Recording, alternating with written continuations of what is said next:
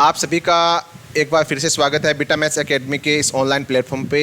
आज हम एक बहुत ही ज्वलंत, एक बहुत ही महत्वपूर्ण मुद्दे पे बात करने के लिए आए हैं। मैंने ज्वलंत और महत्वपूर्ण मुद्दा बोलते ही आप सभी के ये दिमाग में एक क्वेश्चन आ गया होगा कि ये ज्वलंत मुद्दा या वो महत्वपूर्ण बात कौन सी है। आप सभी को पता है, जी हाँ, ऊपर लिखा हुआ है राजस्थान लोक सेवा आयोग अजमेर का प्रेस नोट है।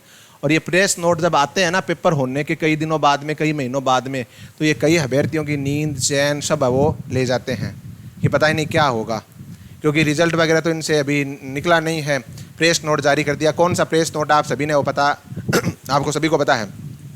इससे पहले मैं एक बात अपनी कहना चाहता हूँ, आप सभी को पता है, हम सभी की बात है, वो मेरी कोई विशेष बात नहीं, हम सभी की बात है। एक प्रत्येक प्रतियोगी परीक्षा की तैयारी करने वाला जो अभ्यर्थी है, एक एस्पिरेंट है, उसके दिल की, उसके मन की, उसके अभिभावकों की वो एक विचार है। वो प्रतियोगी परीक्षा एक क्या है, युद्ध है, एक प्रतियोगी परीक्षा की तैयारी करना, जहाँ हम विद्यार्थी किन किन परिस्थितियों से जूझते हैं। जहाँ हम जूझते हैं मोटे सिलेबस से, मोटी किताबों से, रिश्तेदारों के तानों से, बेटा क्या करते हो। हम जूझते हैं डगमगाते आत्मविश्वास से।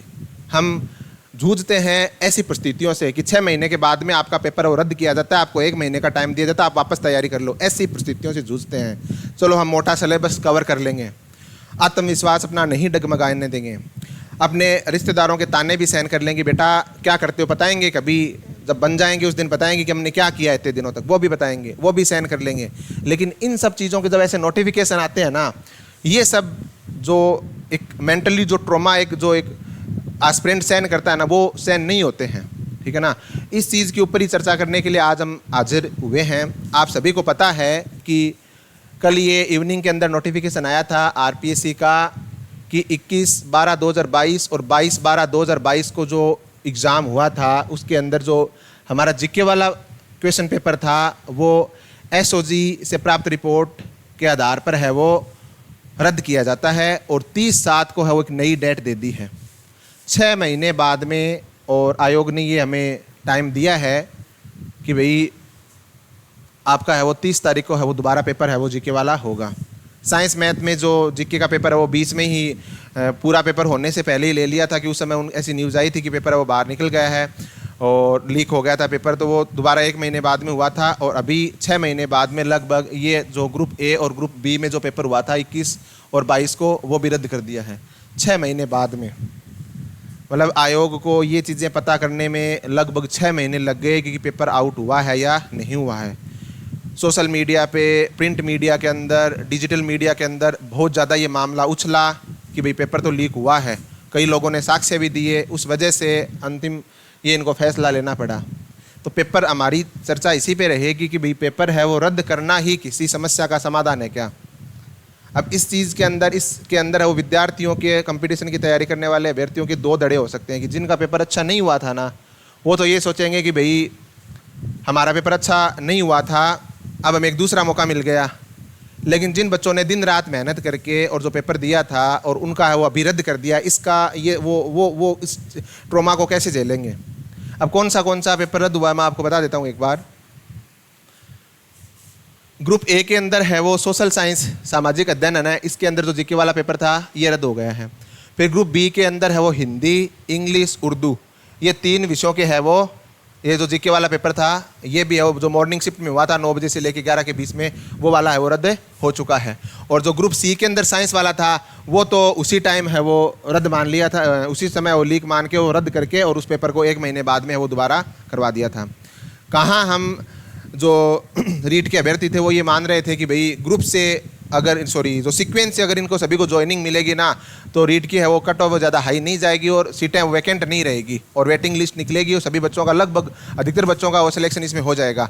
और ये ट्विटर पे है वो ये मांग भी चल रही थी कि भाई एग्ज़ाम पेपर जैसे हुआ है ना सबका सीक्वेंस में, जैसे पहले फर्स्ट ग्रेड का हुआ, उसके बाद में सेकंड ग्रेड का और उसके बाद में थर्ड ग्रेड का हुआ, तो उसी तरीके से आप रिजल्ट निकालो और उसी सीक्वेंस में आप सभी को ज्वाइनिंग दो। तो उससे फ़ायदा क्या होगा कि सीटें वैकेंट नहीं रहेगी और ज़्यादा से ज़्यादा बच्चों को वो रोज़गार मिलेगा, उनके घरों में वो खुशियाँ आएगी। लेकिन कहाँ हम सीक्वेंस में ज्वाइनिंग की बात कर रहे होते, कहाँ है वो पेपर ही रद्द कर दिया, 1 महीने बाद में वो पेपर होगा। अब सबसे बड़ी समस्या ये है कि 1 महीने बाद में है वो आप पेपर लोगे। अब ये बात तो हम सभी को पता है, इसमें हमारी कुछ कमी रह सकती है, मैं ये नहीं कहता कि हमारी कमी नहीं है, हमारी कमी रह सकती है कि पेपर होने के बाद में हम किताबों को वहीं पे छोड़ देते हैं जहाँ लाइब्रेरी में थी या घर पे थी कि भैया पेपर हो गया। और ये बात भी ठीक है, भी आप 12 महीने से 1 साल से 2 साल से आप तैयारी कर रहे हो, तो एक पेपर होने के बाद में एक आदमी है वो कंफर्ट जोन में जाता है कि भी मेरा पेपर अच्छा हो गया, मैं एक्सपेक्टेड कट ऑफ के क्राइटेरिया में आ रहा हूँ, मेरा सिलेक्शन हो जाएगा, उसको एक उम्मीद होती है। लेकिन तो ऐसे झटके मिलते हैं ना, तो उम्मीदों पे है वो पानी फिर जाता है। उम्मीदों पे पानी केवल एक अभ्यर्थी की मेहनत पे, उसके आत्मविश्वास पे, उसकी तैयारी पे ही नहीं फिरता है, उसके अभिभावकों के, उसके जो रिश्तेदार हैं, जो जेन्यून रिलेटिव्स हैं उसके, जो उसका भला चाहते हैं, जो उसके शुभ चिंतक हैं, उनकी उम्मीदों पे भी है वो पानी फिरता है। जो उम्मीदें मतलब क्रिएट होती है कि भाई पेपर अच्छा हो गया, बच्चा अब की बार जॉब लग जाएगा, हमारी फाइनेंशियल स्टेबिलिटी थोड़ी बढ़िया होगी, एक बेरोजगारी का जो दंश हम इतने दिनों से झेल रहे थे उससे हमें मुक्ति मिल जाएगी और हमारे घर में भी खुशियाँ आएगी। लेकिन जब ऐसे बीच में मतलब इनको आप क्या बोलते हो, ये बिपरजोय तूफान है एक तरीके से। हम अभ्यर्थियों की तैयारी करने वालों के जीवन में ये क्या है, बिपरजोय है। जो गुजरात का जैसे हाल किया है ना उस तूफान ने, वैसा हाल ये पेपर रद्द है ना करने के डिसीजन से हमारा होता है। सब कुछ अनस्टेबल हो जाता है हमारा, सब कुछ अनस्टेबल। क्यों? क्योंकि इतने महीनों की तैयारी करने के बाद पेपर अच्छा होता है और एक कट ऑफ के दायरे में आते हैं और फिर अचानक से आता है कि भी पेपर है वो आपका रद्द किया जाता है, दोबारा तैयारी कर लो, 1 महीने का टाइम दे रहे हैं। पहली बात तो ये बताओ कि पेपर होने के बाद में सभी बच्चे वो तैयारी छोड़ेंगे? भाई ऑब्वियस सी बात है कि भाई बढ़िया पेपर हुआ है, नंबर आ जाएगा तो फिर उन्हीं चीज़ों को थोड़ी पढ़ेंगे। आगे भी हमारी कुछ ड्रीम्स हैं, उनको हम फुलफिल करने के लिए तैयारी करेंगे, उनसे तैयारी करेंगे। लेकिन फिर उसी जीरो से वापस शुरू करना पड़ता है। जीरो इन द सेंस मतलब प्रिपरेशन में नहीं, हमारे पास नॉलेज बहुत है इन चीज़ों का, जिसके खूब अच्छा पढ़ रखा है, ज़्यादा टाइम नहीं लगेगा, रिकवर कर लेंगे। लेकिन फिर उन्हीं चीज़ों को पढ़ना जो हमारी बीच में तैयारी चल रही थी। जैसे कई एस्पिरेंट है वो आरएएस की तैयारी कर रहे थे, कई बच्चे वो यूपीएससी की तैयारी में भी लगे हुए थे, और भी अलग अलग जो इनसे अपर जॉब है उनकी तैयारी में लगे हुए थे। फर्स्ट ग्रेड की तैयारी में वापस हम लगे हुए थे कि भाई फर्स्ट ग्रेड के अंदर है वो नई वैकेंसीज आएगी, क्योंकि जो अभी जो फर्स्ट ग्रेड की पोस्ट थी वो वाइस प्रिंसिपल लग गए हैं ज़्यादातर, तो वो पोस्ट खाली होगी, तो फर्स्ट ग्रेड की एक बड़ी भर्ती आएगी, तो उसी की तैयारी में हम लगे हुए थे। लेकिन एन मौके पे अब वो तैयारी बीच में ड्रॉप करके वापस हमें जीके वाला ये पोर्शन है वो देखना पड़ेगा, कारण पेपर रद्द कर दिया। तो ये पेपर रद्द करना ही किसी समस्या का समाधान है क्या? इससे पहले जेईएन का पेपर रद्द हुआ, उसके बाद में है वो हाईकोर्ट एलडीसी का पेपर दोबारा कराना पड़ा, वो तो हाईकोर्ट ने करवाया था, हाईकोर्ट रद्द हुआ। उसके बाद में हमारी 7 फरवरी 2022 में रीट का पेपर रद्द हुआ। उसके बाद में जो ये सेकेंड ग्रेड वाला था साइंस स्ट्रीम वाला, उसके अंदर जीके वाला पेपर रद्द कर दिया था। अभी है वो ये पेपर रद्द कर दिया है। कितने पेपर, मतलब हर समस्या का समाधान है वो रद्द करना नहीं होता, इसका कोई स्थायी समाधान है वो निकालना पड़ेगा, तभी जाके इस समस्या से वो मुक्ति हमें मिलेगी। सबसे बड़ी बात, अब जब तैयारी करने हम शुरू करते हैं ना, जैसे ये शिक्षा विभाग के अंदर जो भी भर्तियां निकलती है उनकी तैयारी करने के लिए एस्पिरेंट जब तैयार होता है ना, तो उसको अपना धैर्य, मतलब इतना ज़्यादा उसको धैर्यशील होना पड़ता है कि मतलब उसके आसपास कितनी भी कुछ भी घटनाएं हो उसको अपना धैर्य नहीं खोना है। कितना रखे धैर्य। एक तैयारी करने वाला एस्पिरेंट जब तैयारी करने लगता है तो वो एक युवावस्था में, चिर युवा जिसको बोल सकते हैं, वो तैयारी करना शुरू करता है। और इनके रिजल्ट मतलब पेपर हो गया, लीक हो गया, रद्द हो गया, फिर दोबारा पेपर करवाएंगे, रिजल्ट आते आते है ना वो अंकल बन जाता है। अंकल क्यों बन जाता है? शादी तो बेचारे की होगी नहीं, मैं भी उसी में शामिल हूँ, शादी तो हमारी होगी नहीं, तो अंकल ही बनेंगे मोहल्ले के बच्चों के। उसके बाल है ना उड़ जाते हैं ऊपर से, चेहरे पे झाइयाँ आ जाती है, ठीक है ना। और मोहल्ले वाले पूछते रहे यार 10 साल हो गए, 5 साल हो गए, 4 साल हो गए, तेरे से एक ही वैकेंसी नहीं है क्या? एक भी जॉब में नंबर नहीं आया। अब उन महोदय को कौन बताए कि यहाँ पर केवल तैयारी करने से सिलेक्शन नहीं होता, यहाँ पर बहुत सारी चीज़ों की परीक्षा होती है, बहुत सारी चीज़ों की परीक्षा होती है। पेपर हो गया, पेपर फिर जैसे मैंने अपने प्रीवियस वीडियो के अंदर भी समस्या का समाधान किया था कि यहाँ पर पेपर देने के बाद में आपका काम खत्म नहीं होता है, उसके बाद में आपको ऑथेंटिक प्रूफ लाने पड़ेंगे। क्यों? क्योंकि पर्सन है वो जो पेपर सेटर होते हैं वो पर्सन ऐसे बनाते हैं कि आप खुद अपना माथा पीट लोगे कि भाई ये क्या बना दिया, ठीक है ना। 150% तो उनसे सही बनेंगे नहीं, फिर उनके ऑब्जेक्शन लगेंगे, ऑथेंटिक प्रूफ दिए जाएंगे, फिर वो मानेंगे अपनी ही, ठीक है ना। ऑथेंटिक प्रूफ देने को आप कितने भी मोटे ग्रंथ उनको दे दो, लेकिन मानेंगे वो अपनी विकिपीडिया वाली कि हाँ भाई मैंने तो ये मान लिया, ये मानेंगे, वो उत्तर जारी, फाइनल आंसर की जारी कर देंगे। उसके वक्त के बाद आप देखता रहो अपना, ठीक है ना, कि क्या होने वाला क्या नहीं। उसके बाद में कोर्ट जाएंगे, कोर्ट से कब डिसीजन आएगा, क्या नहीं आएगा, इन सब चीज़ों में इतनी ज़्यादा मेंटल ट्रॉमा हमें झेलना पड़ता है, इतनी ज़्यादा एनर्जी, इतना ज़्यादा पैसा, इतना ज़्यादा समय खर्च होता है कि आप समझ सकते हो सभी। मैं भी समझ सकता हूँ चीज़ों से।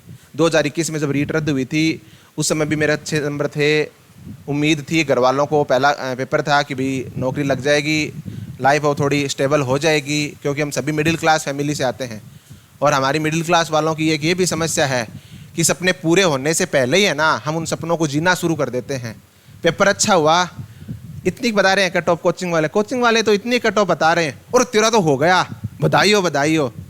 तो फिर वो बधाइयाँ मिलनी तो शुरू हो जाती है, फिर धीरे धीरे मतलब वो गड़े मुर्दे उखड़ते हैं, और फिर पता चलता है कि पेपर तो अच्छा हुआ है, तो बेटा तुम्हारा ही नहीं हुआ अच्छा, तुम्हारे से भी अच्छा पेपर वो कई लोगों ने पहले ही कर लिया था, ठीक है ना। तो आप मेरा इशारा समझ रहे हो कि किस साइड में है।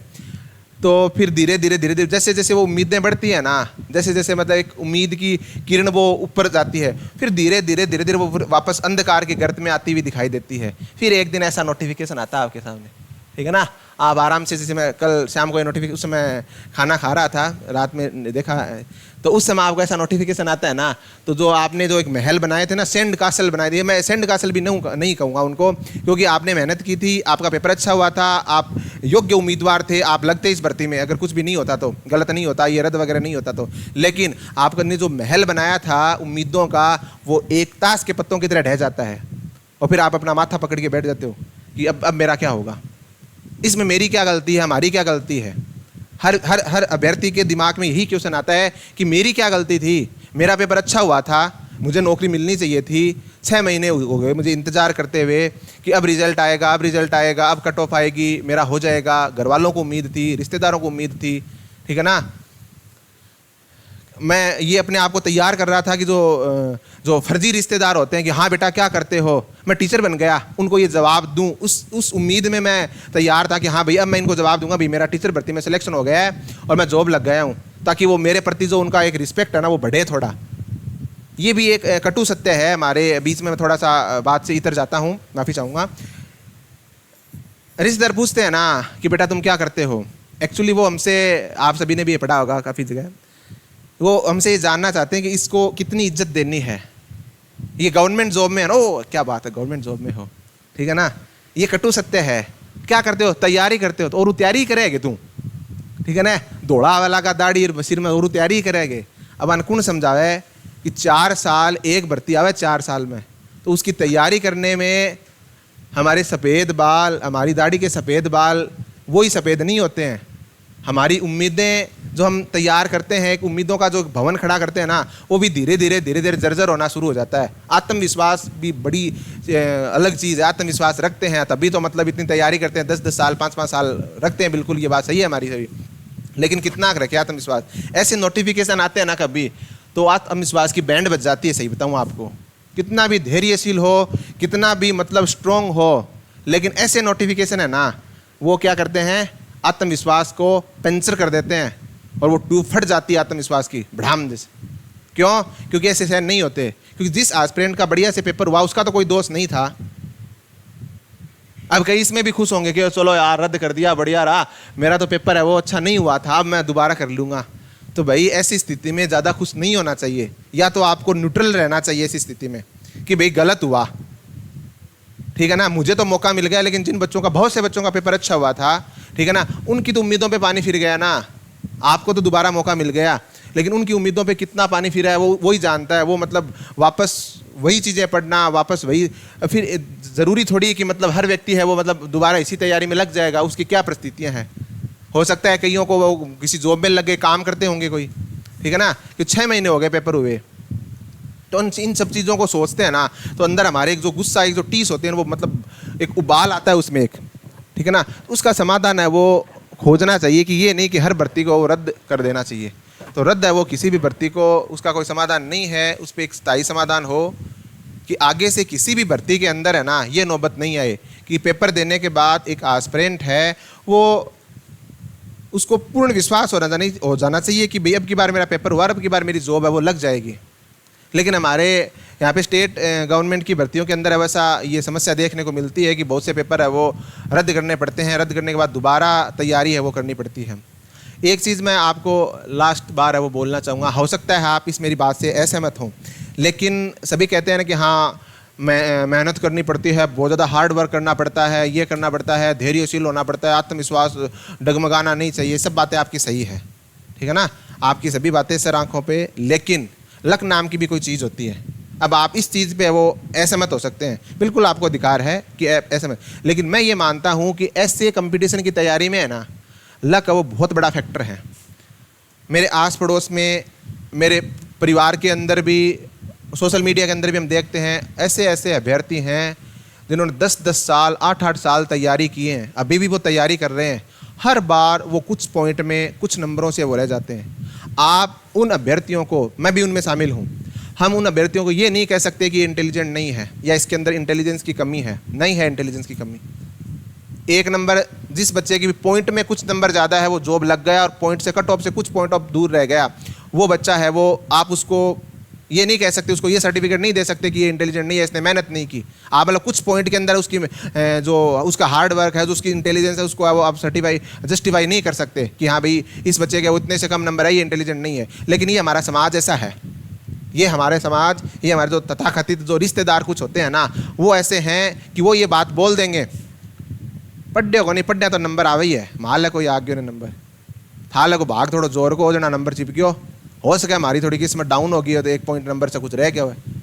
ऐसा बहुत जगह होता है, हर जगह आपको मिलेंगे, आपके आसपास आप देखोगे ना तो आपको हर जगह वो आपको ऐसे व्यक्ति है वो मिलेंगे। इसलिए मैं अपनी बात को यहीं पे हो सारांश रूप में कहना चाहूँगा कि जिन भी जो अभी ये जो ए और ग्रुप बी वाला ये जो हुआ है, आपको ज़्यादा निराश तो होना नहीं है, तो क्योंकि कंपटीशन की दुनिया बड़ी निर्दयी होती है। अगर आप ये मानोगे ना मेरा तो पेपर रद्द हो गया, मैं क्या करूँ, हमारा तो सरकार फुटेड़ा कर्म है, रियाँ हर भी हैं, तो मतलब आप सहानुभूति ले लोगे, और मैं तो कहता हूँ उस सहानुभूति का कुछ नहीं बंटना।